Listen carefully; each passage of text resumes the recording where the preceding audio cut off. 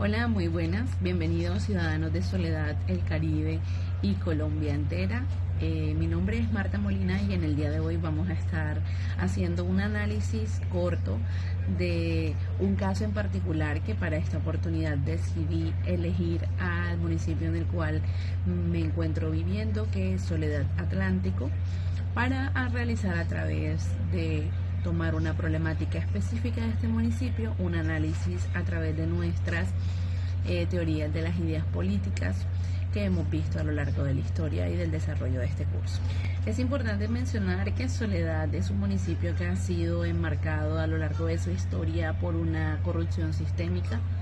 Además, en este momento enfrenta una crisis que se siente en cada esquina de nuestro territorio, pues que se puede colocar como nombres de extorsión, inseguridad y bueno, una identidad social un poco fragmentada por la migración masiva.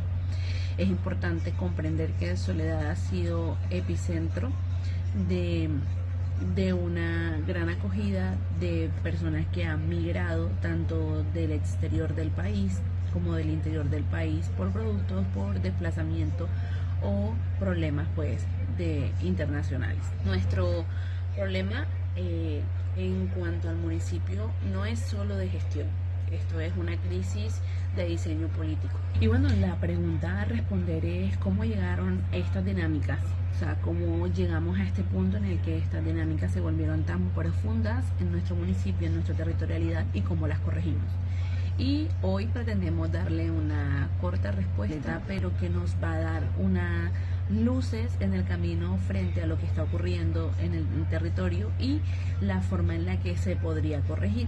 Y lo vamos a hacer a la luz de los fundamentos de la filosofía política. Para entender la crisis actual debemos consultar 4 ideas esenciales para la historia política. Es importante porque cada una de ellas revela una falla estructural de Soledad.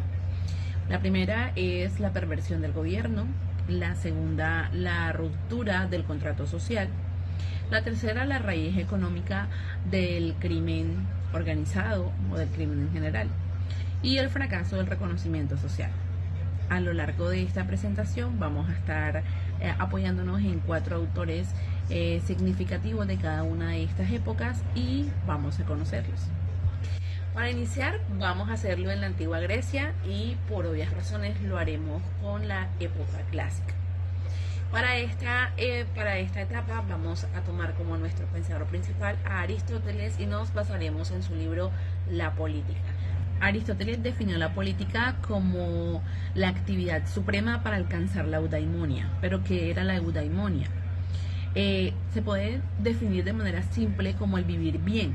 Pero para Aristóteles, si lo vemos en unos términos más amplios, nos enseñó que el fin de la polis no era solo vivir, sino que era vivir bien. A eso él le llamaba eudaimonia, pero ¿a qué se refería con vivir bien? No era el vivir bien del individuo, sino el vivir bien de la comunidad. Para Aristóteles, el gobierno dejaba de ser legítimo en el momento de que dejaba de buscar el bien común y que eso pervertía las buenas formas de gobierno. Es decir, formas de gobierno como la monarquía, la aristocracia o la politeia se pervertían en malas formas como la tiranía, la oligarquía o la democracia degenerada cuando quien lideraba estos gobiernos dejaba de perseguir el bien común por buscar el bien individual. Esto llevado a nuestro entorno o a nuestra territorialidad, llevándolo directamente al análisis del caso de Soledad, nos plantea que la corrupción sistémica que arrastraba Soledad no es otra cosa que la oligarquía moderna en acción.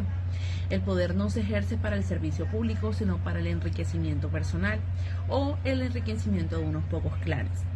Aristóteles nos diría que un gobierno corrupto no es solo ineficaz, es una forma de tiranía. La política en Soledad ha fracasado en su propósito ético fundamental, garantizar el vivir bien de sus habitantes. Ahora bien, podemos pasar a la época de la Ilustración, donde quien nos acompañará en este camino será John Locke y los postulados que se encuentran en su libro Segundo Tratado sobre el Gobierno Civil. John Locke no es otro que el padre del liberalismo. Su gran aporte fue la idea de los derechos naturales, vida, libertad y propiedad, y el contrato social. Pero, ¿qué es el contrato social? Según Locke, el estado natural de la humanidad es la libertad.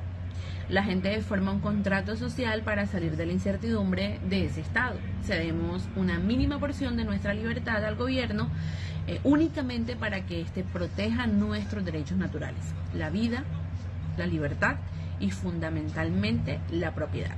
Si el gobierno no cumple o se vuelve tiránico, pues rompe el contrato y la ciudadanía tiene derecho a disolverlo y crear una nueva. Pero ahora bien, ¿cómo se va o se aplica esto en el municipio?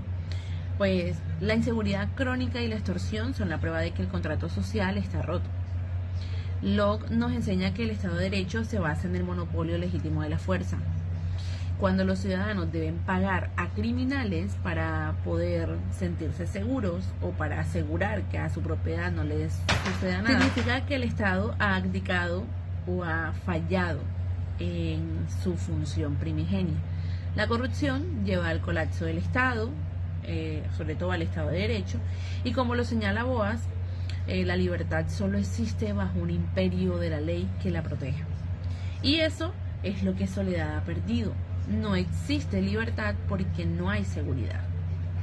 Con la modernidad también llegó la revolución industrial y con ella pues aparece en la escena Karl Marx, y a través de él vamos a evaluar un poco la historia de las ideas políticas de la modernidad, y Marx nos obliga de alguna forma a cuestionar la estructura económica. Él vería el crimen y la extorsión no solo como problemas morales, sino como unos síntomas de una explotación estructural. En cuanto a Soledad se refiere, la corrupción, es decir, el robo de recursos públicos por parte de los funcionarios y la falta de inversión formal, impiden el desarrollo. Esto condena a gran parte de la población a la desesperación. Y el crimen se convierte en la única fuente de ingreso para muchos. El aparato corrupto y el crimen organizado son en esencia de robar la plusvalía social. Marx no solo nos exige capturar a los criminales, sino desmantelar el sistema que los produce. Si Soledad no genera empleo formal y digno, el crimen siempre encontrará mano de obra. Y bueno, llegamos a la contemporaneidad con Nancy Fraser. Su concepto de justicia bidimensional de redistribución y reconocimiento es clave para entender la crisis migratoria y cultural de Soledad, y la haremos a la luz de su obra La justicia social en la era de la política de identidad del año 2008.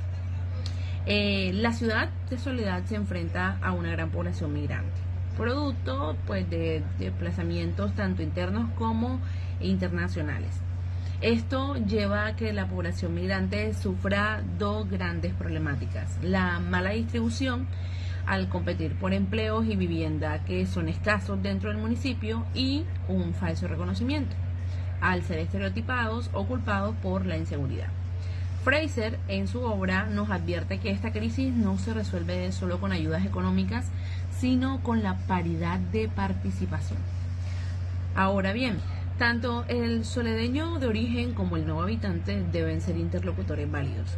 La fragmentación social es el resultado de negarles el respeto y la voz, creando tensiones que el crimen organizado aprovecha.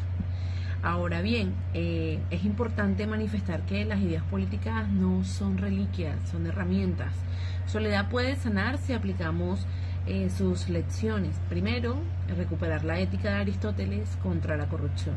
Segundo, reinstalar el Estado de Derecho de Locke para combatir la inseguridad. Tercero, transformar la estructura económica de Marx para generar dignidad. Y cuarto, promover el reconocimiento de Fraser para construir una nueva identidad inclusiva. La solución está en la ciudadanía organizada. Soledeños, el futuro de nuestra tierra está en nuestra participación.